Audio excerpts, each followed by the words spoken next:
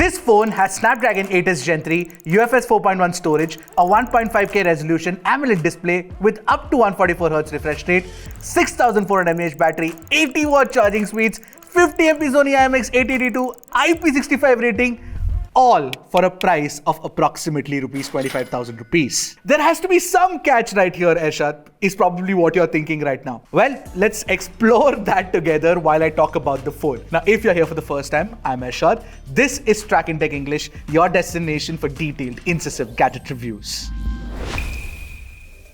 To start off, I like the design of the phone. It's simple, it's unassuming, and it's kind of straightforward in the way it looks. It's an all-plastic build with a clean-looking camera module with two colors. This one is a dual-tone finish, and it's called Raging Blue. So basically what you get is a blue and white split finish. But I actually like that Moonlight Titanium variant, which is a little more subtle in nature, and it looks good. Which one do you prefer? Let me know in the comments. However, the most impressive thing that iQOO has managed to do is actually pack a 6400 mAh large battery inside this slim form factor, basically inside a phone that's 8mm slim. That's not it. It also weighs under 200 grams, so it's very comfortable to hold and use as well. It really doesn't feel like a phone with 6400 mAh battery. Now, to fortify the build, you get short sensation UV protection, glass protection, so if you do this, nothing should happen. And you also do get IP65 rating as well. By the way, the phone also has an IR blaster, infrared blaster. Now, this is something that I've been very curious about. Have you actually managed to use the IR blaster in real life? I know that you can use it to control your appliances, but how many of you are fans of the IR blaster and look at this as one of the features that you want in your phone, in your next phone? Let me know in the comments. By the way, for the folks who haven't already, don't forget to hit the subscribe button if you like the kind of work that we do. Now, before I move on to talk about the display, there's one thing I must mention. You get a Type-C port at the bottom. Now, this Type-C is a Type-C 2.0 port. In this price range, it's fine. But considering this has got performance DNA, I think USB 3 would have been nice, right? The display on the iQOO Neo 10R is an absolute specs monster, and it is perfect for gamers because it is flat. It's a 6.78-inch AMOLED display with 1.5K display resolution and up to 144Hz refresh rate. I'll come to that up to in a bit. You also do get 1200 nits in high brightness mode and 4500 nits of peak brightness when you're watching HDR content. Plus, you get a PWM dimming of 3840 Hz. And just take a look at these thin, almost non-existent bezels. Nothing, you can take some notes here. Now, like I mentioned, the 144Hz refresh rate will work in certain games. Now, we got an update, and with that, games like Clash of Clans, Clash Royale, and Brawl Stars currently work at 144Hz. The other good thing that I noticed with the display is that you get HDR video playback on YouTube and Netflix, both. The display's color tuning has also been calibrated really well, especially with the Pro Color mode. You also get 240Hz of default touch sampling rate, which can go up to 2000Hz of instantaneous touch sampling rate when you switch on game mode. And like I mentioned, the 3840Hz of PWM dimming should be great for folks who generally have a problem with flicker on, high refresh rate displays, especially when you look at it at low light. And this is something that I want brands like Apple, Google, and Samsung to fix really soon. And I also tested out the display outdoors, and it's plenty bright. It's pretty visible under direct sunlight. There's nothing to complain here. In fact, why don't you take a look at the display right next to the Phone 3a Pro and see if you guys can tell the difference. Haptic feedback on the display is tight, it's crisp, no problem there. And you also get optical in-display fingerprint scanner, which is very fast to unlock. It works flawlessly. And more importantly, along with the display, you get good stereo speakers as well. We felt like it was tuned really well.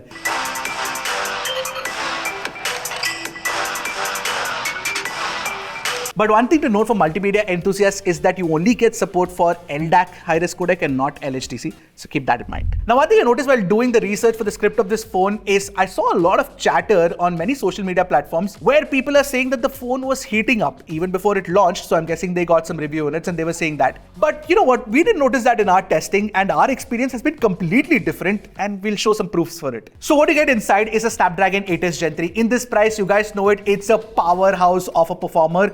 And you also get LPDDR5X RAM type and UFS 4.1 storage in the 256GB variant. In the 128GB variant, you get UFS 3.1. Anyway, in benchmarks, the AnTuTu score was over 1.5 million, and the Geekbench scores are fantastic too, as you can see for yourself. Plus, the CPU only throttled to 81% in our run where we engaged 40 threads for 30 minutes. But I did notice that the GPU stability in 3D Mark wireless stress test was 64%, which is slightly on the lower side. It could have been better, but the best loop score and the max FPS is pretty good. But more importantly, take a look at the peak temperature, which is only 37 degrees. And this test is known to make other phones sweat. So this is our first proof that the phone is not heating. Now to talk about BGMI testing, you get smooth graphics and extreme plus frame rates, which basically means that you get 90 FPS, and in COD you get 120 FPS gameplay right out of the box, which is pretty good. Now iQOO claims that you can actually play BGMI for 5 hours at a stretch with almost stable 85-90 FPS. Now obviously we didn't play for 5 hours at a stretch, but we did play for 30 minutes and we got, very close to 90 FPS, average FPS, which is pretty good. And the peak temperatures again weren't too high. In fact, in a more graphically intensive game like Genshin Impact, the scores were pretty impressive. So we played the game at highest graphics and the frame rate set to 60 FPS, and we got an average of 59.8 FPS. This is the best average FPS we've got for Genshin Impact on any Snapdragon 8s Gen 3 phone that we've tested, which includes the Poco F6, the Xiaomi 14CV, and the Realme GT6. In fact, even in this test, the peak temperatures went up to 42.4 degrees. Again, it's not bad considering that certain phones can go up to 45 degrees, which is our threshold for like, okay, that's getting hot. So the 6043mm square vapor cooling chamber inside this phone seems to be doing its job fairly well. Plus, to enhance your gaming experience, you've got the Ultra Game mode, and there are a bunch of cool features in it. You get motion control, built-in FPS meter, bypass charging, and esports mode. iQOO has a gaming DNA and it's going all out for the gamers with this phone as well. Now, the only thing that I haven't managed to do properly is a full, battery life rundown. I'll definitely do that for the review and the comparison that will come really soon, so stay subscribed. But from my experience of using iQOO phones, the 6400 mAh battery inside the Neo 10R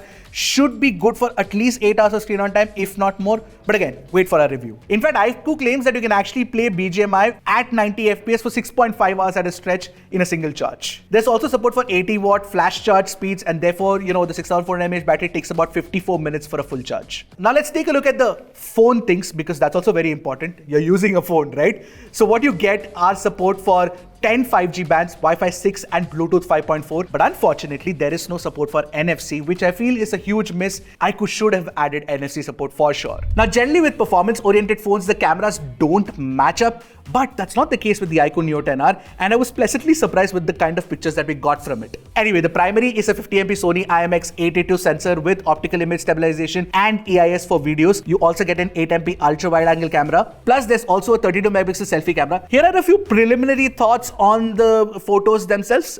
Take a look at them. So the daylight shots with the primary camera are detailed, no problem. Even the colors with natural mode do look close to natural. Plus the skin tones seem to be pretty close to neutral, and it's got a nice warmish sort of look which makes your friends and family look really good. You can also click good looking portraits, not just at 1x, even at 2x digital crop, which is surprising to me. And Vivo and iQOO phones generally take good portraits because the algorithm has been tuned well to ensure that you get very good semantic segmentation and decent and a good looking bokeh blur as well. That apart, you also get good dynamic range processing with all the cameras, which is pretty good. The only thing is that the dynamic range processing, when you're shooting people against the sun, sometimes there's a little bit of bloom that you can notice. The ultra wide angle 8MP camera is fine, and it's definitely better than having a 2MP depth sensor. Selfies are good, nothing to complain about. I actually kind of like the selfies. They're kind of detailed against the light. Also, there's not much of a problem. The portrait mode also looks good. Only thing is, low light selfies could have been better. But low light shots with the primary camera are actually pretty good because you get OIS, so they don't look blurry. And there's also iQOO Super Night mode, which manages to capture like bright and detailed pictures. What impressed me most is the video recording, because in this price category, 4K 60 FPS is generally something that you don't see, but with the primary camera, you do see 4K 60 FPS video recording, and with the selfie camera, you get 4K 30 FPS. Only with the ultra wide, you get 1080p 30 FPS, which is alright in my opinion, because most of the time you'll end up using the primary and the selfie camera for shooting videos, and you will get 4K video recording option there.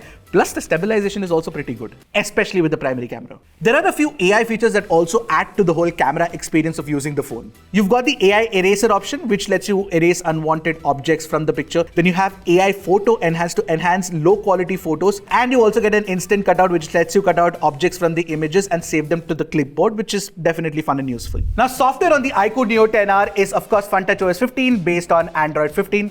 This obviously you were all aware of. Now iQOO is also promising 3 + 4 years of updates, which includes 3 years of, operating system updates and 4 years of security updates. I've spoken at length about FunTouch OS 15 in the past, and I've made a detailed video on it as well. If you haven't watched that yet, that should give you a clear idea of what to expect from the iQOO Neo 10R software experience. A link should pop up right now.